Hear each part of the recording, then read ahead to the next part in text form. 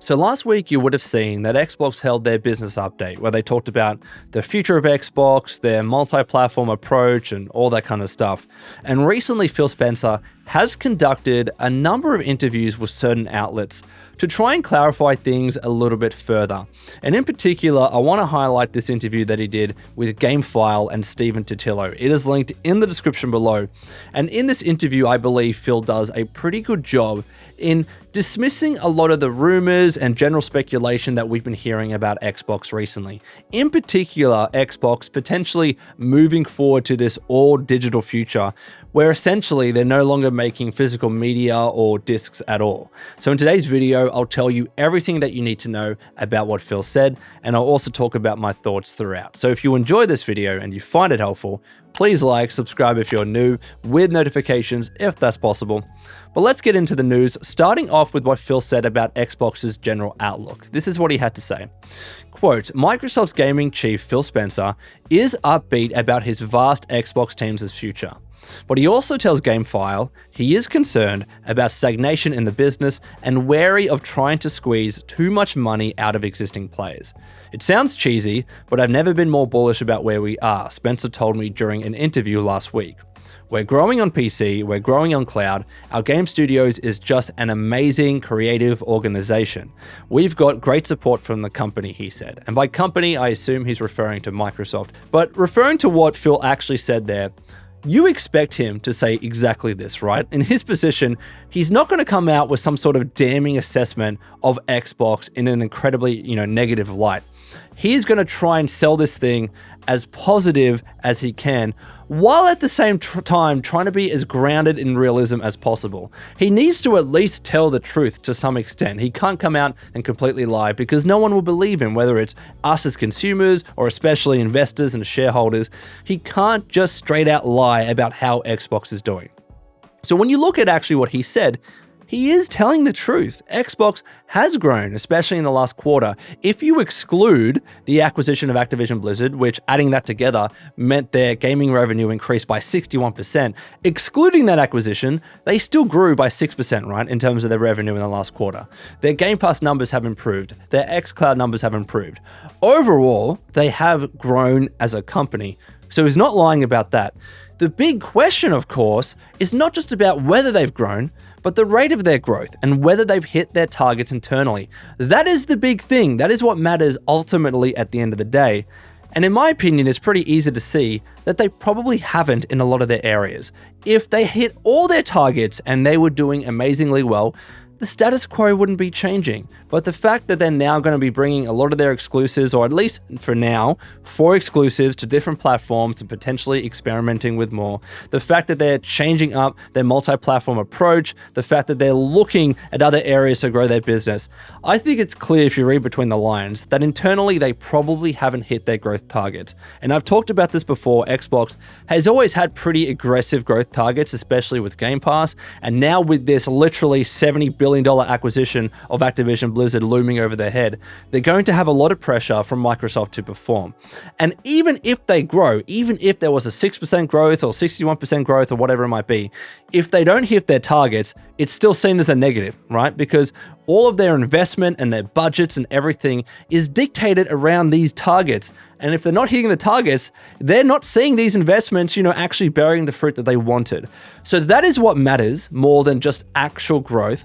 So Phil isn't lying here, and he's not going to straight out say, we haven't hit our targets. Just read between the lines a little bit. He's trying to say we need to change things up in order to ensure we are continuing to grow and we're hitting shareholder expectations, investor expectations, and even the expectations of Microsoft, which literally provided the $80 billion in acquisition money. So let's move on to what he says next about industry growth, right? This is what he had to say. Quote, we do need to be part of this industry growing. I think that's got to be a real focus. The global video game business is big but barely growing, Spencer noted to me. One measure from industry research firm Newzoo estimates that 2023 game industry revenues were up just 0.6% from 2022. I don't think we're doing a good enough job finding new players, Spencer said. Let's pick consoles as a good example. We found 200 million global households that will play console games, and that number really hasn't changed in the last 5-6 years. We've raised the price of games, he added, acknowledging the increasingly common $70 price point following nearly 2 decades of $60 games. We went through COVID. We found ways of getting more money per player. I think at some point you reach a peak on that, and frankly, it can go to some places that are manipulative that I'm not a big fan of. The solution, he said, is to find new customers, and you need to find new customers through new ways of delivering games to players who can't play those games today, whether that's device, whether that's access, whether that's price point of video games. I really, really appreciate what Phil has said here, right? Even though I've expressed things that I agree with and don't agree with what Xbox is doing recently, I'm 100% on board with what he's saying, right? Because it's true. If they want to grow as a business, you've got 2 big options. Either you try and siphon more money from your existing player base, you look at your existing bubble and think, how can we get more money? Do we raise the price of games? Do we have more microtransactions? All that kind of stuff, right? Everything would be on the table if you're just focusing on that.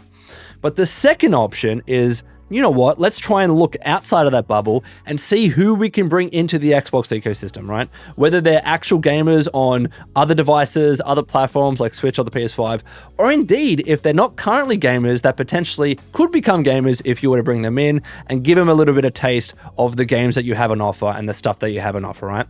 Those are the 2 options. And clearly here, Phil and Xbox want to focus a little bit more so on the latter because there's a lot of room for growth there. There are literally billions of people on planet Earth that are not gamers, right? Those are the people that Xbox is trying to target here. Those are the people, especially that if they're not playing games, they can come into this ecosystem and spend a little bit of money. And also the people that are already gamers, but they are probably never going to buy an Xbox. They're already on a PS5 or a PlayStation or a Nintendo Switch. They're happy with their choice of console and their purchase. There's probably no chance that they're going to look at Xbox and think, I also want to buy an Xbox. There's probably no chance come the next console generation, they're going to want to buy the next Xbox, and they're probably going to stick with a PlayStation 6 or a new Nintendo Switch 2, right? There's a lot of people like that. So what's Phil and Xbox going to do about those people? They need to bring their games to these other platforms so they can experience Xbox IP and Xbox games, and importantly, give them money. If they don't adopt that approach with that second category there, it means we're going to get siphoned for much more money as existing players that are giving Xbox a little bit of money, right? And I think I speak for a lot of people that we're a little bit drained of that. We're a little bit tired of the price of games, how expensive things are getting, and that's just not games, it's everything in the world. But when you include games, which is meant to be an entertainment medium, the amount of money that we can spend on DLC and skins and microtransactions, it gets a little bit tiresome, and I'm really glad, I'm so bloody glad that Phil called it manipulative, because it can be manipulative at times, and I appreciate that he said that. And overall, I agree, their business decisions are sound here. The only thing that I said in my last video is that I think they can just make it a little bit clearer as to which games have the greatest potential of becoming multi-platform as opposed to exclusive. I think they can tease that out just a little bit more, but in terms of what they're doing as a business, it all makes sense. It all makes absolute sense. They're bringing their games, their software, and Microsoft is traditionally at heart a software company. They're bringing their software to people where they have their devices, where they have their screens. They're bringing the content to them instead of the other way around. And even though I still think there is an argument to bring, the other way around, I think there is an argument to give those teams that they just acquired 4 or 5 years to develop new games, new exclusives, to see if anyone else will bite and come to the Xbox brand. Even though that I still think that's the case, I understand the rationale, I understand the business argument, right? But let's talk about something that's a little bit more negative. They talk about this in the video, and honestly, I'm a little bit sick of talking about layoffs because it's such a depressing topic. But they do talk about layoffs, right? And this is what Phil said. Spencer frames last month's 1,900 job cuts from Microsoft's gaming teams as a result of a need to keep the company's Xbox division growing. I have a commitment to the company on the Xbox business being a profitable and growing part of Microsoft, he said, and I need to put us in the best position for long-term growth. Most of that is about building great products that exceed their expectations and find millions of customers. But honestly, the cost of building the products inclusive of the people that work on them, I need to make sure that we have enough of the right people and the right number of people in the right places for us to succeed. Microsoft's gaming business is not shrinking, though its success hasn't come cheap. The division's revenue grew 61% in the last 3 months of 2023, but largely due to the addition of Activision Blizzard, which is what I said before, which cost the company more than $69 billion to acquire. Without it, gaming revenue grew 6%, a better rate than the industry overall, but lower growth than other divisions at Microsoft. So why cut so deep? I'd say it was a combination of us looking across the full portfolio of what was working, which we have to do, and running the business, as well as areas of alignment between Activision, ZeniMax, and Xbox, Spencer said. He also noted that since the acquisition of the ZeniMax family of studios 3 years ago, the organization added about 15,000 people to the business. So I'm not going to spend too long laboring about layoffs. You know how I feel. I just got laid off recently. It sucks. It doesn't matter how else you break it down. When you, as an individual and a person, an employee, get laid off, it feels personal. It's so hard not to feel that way, even though you might have some sort of acceptance of the business realities, and especially in the case of Xbox, what happens typically after acquisitions. Typically, there are roles which overlap, and oftentimes, some of those roles get made redundant because of that. So I get the business realities. It just sucks. It sucks to see people lose their jobs. And I think in more cases than not, it's a short-term decision in terms of making people redundant. I think if they see the long-term picture and keep those people on board, even though your margins might not be as good, overall, I think it's better. But you know what? I don't have their numbers. I don't have their books. I can't tell you exactly why they made the call and the decisions that they did in terms of the people that they let go. So I'm done talking about layoffs. It's too depressing. Let's move on to talking about physical media. Is Xbox actually intending to no longer make physical media moving forward? He really did try to address this in the interview. It might not be completely the answer that some people want, but I think he was pretty firm in his response. So this is what he said. I asked Spencer if Xbox would commit to supporting games on discs. It wasn't a random query. But in September, Microsoft accidentally leaked a plan for an all-digital, no-disc drive version of its higher-end Xbox Series X console, sparking speculation that it is ready to move on from supporting disc-based games. First of all, I don't know why you would think that. I mean, they still have a disc-based Xbox Series X, unless they came out in a brand new console generation with no disc drive whatsoever, not even an attachment that you could add to that. I don't know why speculation is so rampant just based on those leaks, but let me move on. Spencer wouldn't talk to me last week about that leaked or digital Series X, but said Microsoft will follow what the consumers are doing. We are supportive of physical media, but we don't have a need to drive that disproportionate to customer demand, he told me. We ship games physically and digitally, and we're really just following what the customers are doing. And I think our job in running Xbox is to deliver on the things that a majority of the customers want. And right now, a majority of our customers are buying games digitally. But I will say our strategy does not hinge on people moving all digital, he said. And getting rid of physical, that's not a strategic thing for us. So with this as well, I'm really glad that Phil has said this and clarified that they're not backing out of the physical world anytime soon, at least. You don't know what's going to happen 5, 10, 15, 20 years down the line. But at the very least, it seems like physical is part of their strategy. And it's a good thing. It ultimately is a good thing. Even though most of my games that I buy nowadays are digital, and I'm not really buying anything physical aside from my Nintendo Switch. I don't know why. I have to stick to the little cartridges on my Switch. But everywhere else on my PC and my PS5, I'm getting codes. Even though that's the case, I understand the need to get physical games, especially if, again, them as a company, they're still trying to grow. There are so many territories, so many places in the world and countries that don't have good internet. I've been living in Australia my whole life, and I can tell you all about bad internet. It sucks. You don't want to download anything. It takes too long. It takes days to download something, and you're better off driving 5 minutes or 10 minutes or even 30 minutes or an hour down the road to buy something physically, right? To buy a game, an actual disc.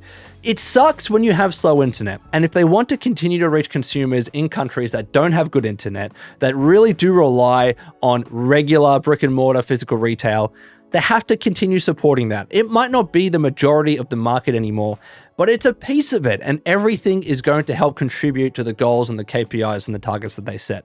And also as well, I know that there is a big argument about how going all digital can really affect preservation in the future, because it can. We've seen games just completely disappear, and no one can play anymore because no physical version actually exists. And to live in a future where games can just disappear on a whim like that, that's scary. I don't care how much I buy digital games. I can appreciate that as well. To have physical games there as an option, and there are still good arguments there for trading, for giving to a friend, for selling back and all that kind of stuff. To have physical media in the games industry is a good thing. I don't want to see it go away. I'm worried that one day you might have in a new console generation no disk drives at all. And if that happens, then we can all get a little bit more worried, right? But at least in the meantime, so long as we have some consoles being released, even if they don't have a disk drive as part of the main unit, if you can buy them separately, like what the PlayStation did with the Slim recently, so long as you can do that, to some extent, physical media and discs will be supported. I think part of the issue is not necessarily Xbox. I think companies like Xbox and PlayStation and Nintendo will be the last companies to completely ditch it. I think it's more on a publisher and developer side. If they continually decide to not release games on physical media and discs because they don't believe it's worth it and it's too expensive, and we've seen a lot of cases of that recently, if they continually do so, then we'll see Xbox and Nintendo and PlayStation be like, all right, well then it's just not worth it. It's not worth it in developing a console that has a disc drive if none of you are actually creating games for it, right? That's where the concern comes into it for me. But at the very least right now, it's good to see Phil Spencer confirm that they're going to continue to produce physical games and consoles with at least some sort of disc drive, whether it's attached or not. It's good to see that that's part of their strategy, at least for the short term. I don't know whether it's the long term, but it's good to see that confirmation. So let me know what you think about all of this, Wastelanders, in the comments below. And until next time, this has been the Lone Vault Wanderer. Please take care of yourselves, and would you kindly keep fighting the good fight.